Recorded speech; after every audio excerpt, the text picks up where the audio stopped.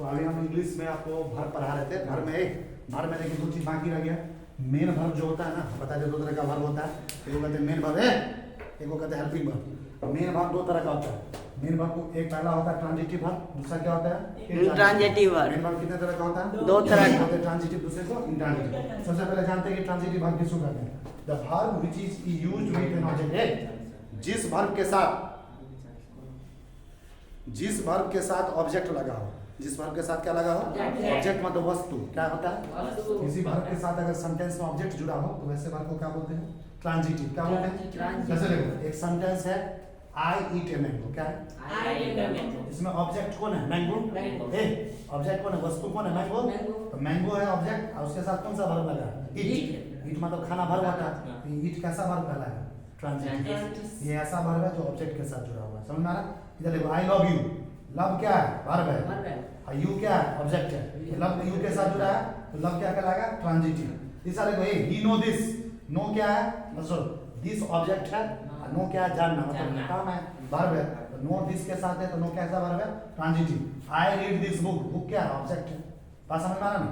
Book क्या है? This book क्या है? ऑब्जेक्ट है। और रीड मतलब पढ़ना, तो वर्ब ऑब्जेक्ट के साथ ये वर्ब कैसा कहलाएगा? ट्रांजिटिव। They help us. अस क्या होता है? ऑब्जेक्ट। हेल्प मतलब काम कर, मदद करना, क्या होगा? Transitive. I like the pens. Red pens. Red pens क्या ऑब्जेक्ट? लाइक क्या होगा? वर्ब कैसा कहलाएगा? वर्ब अगर ऑब्जेक्ट के साथ हो तो हमेशा ट्रांजिटिव। दूसरा वर्ब है intransitive verb. The verb used without object. अगर कोई वर्ब बिना ऑब्जेक्ट का हो, बिना वस्तु का, उसको क्या बोलते हैं? इंट्रांजिटिव। जैसे आई ईट। ईट है, ईट मतलब खाना, ये तो वर्ब है लेकिन इसके साथ कोई ऑब्जेक्ट दिख रहा था आगे लगा हुआ, तो ईट कैसा कहलाएगा? इंट्रांजिटिव। क्या कहलाएगा? इंट्रांजिटिव, बिना ऑब्जेक्ट का। I am laughing. M laughing क्या होता है? काम है, लेकिन क्या कोई ऑब्जेक्ट है? तो एम लाफिंग क्या कहलाएगा? Intransitive. We go to school. वो क्या होता है? जाना। यहाँ पे ऑब्जेक्ट कुछ नहीं है तो वो कैसा है? Intransitive. He runs fast. Runs क्या है? दौड़ना काम है, तो बिना ऑब्जेक्ट का तो रन्स क्या कहलाएगा? इंट्रांजिटिव। देखिए आप उनको क्या करना है? एक्सरसाइज 18 वर्ब में एक एक्सरसाइज दिया ऑक्सफोर्ड बेसिक इंग्लिश ग्रामर ने। एक्सरसाइज 18 एक्सरसाइज 18 के क्वेश्चन तुमको बना के लाना है। इसमें क्या करना है? पहचानना है सेंटेंस में कौन ट्रांजिटिव है कौन इंट्रांजिटिव है। टोटल है 12 क्वेश्चन। ये 11 नंबर चैप्टर पूरा समाप्त। ये एक्सरसाइज 18 अब आते हैं चैप्टर नंबर 12। देखो चैप्टर नंबर 12 में दिया हुआ एडवर्ब। क्या दिया हुआ? देखो adverb is a word, adverb is a verb that qualifies a verb end of the adjective और अनदर वर्ब। एडवर्ब एक ऐसा शब्द है जो क्या करता है? किसी दूसरे वर्ब का, किसी दूसरे एडजेक्टिव का या किसी दूसरे एडवर्ब का विशेषता बताता है। क्या करता है? एडवर्ब क्या करता है? किसी दूसरे वर्ब का, किसी दूसरे एडजेक्टिव का, किसी दूसरे एडवर्ब का विशेषता बताता है। इसको क्या कहते हैं? एडवर्ब। जैसे ध्यान दो, Mohan walks slowly, it is very rare, he walks very slowly. देखो क्या लिखा है यहाँ पे? क्या लिखा है? फर्स्ट सेंटेंस में स्लोली वर्ब वाक्य की विशेषता बता रहा है। देखो स्लोली मतलब क्या होता है? धीरे धीरे। क्या है? मोहन वॉक्स स्लोली, मोहन धीरे धीरे टहलता है।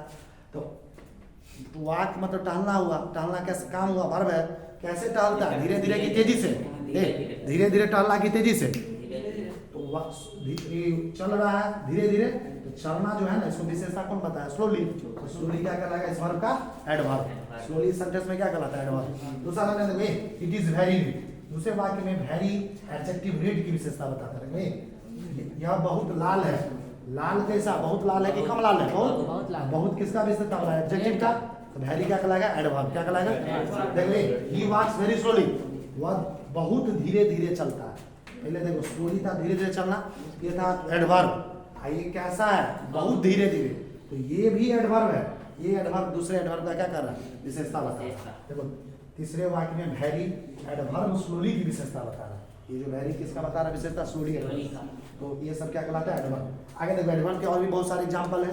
जैसे देखो slowly, beautifully, happily, badly, carefully, kindly, fast, ये सब क्या है? एडवर्ब है। क्या है जी?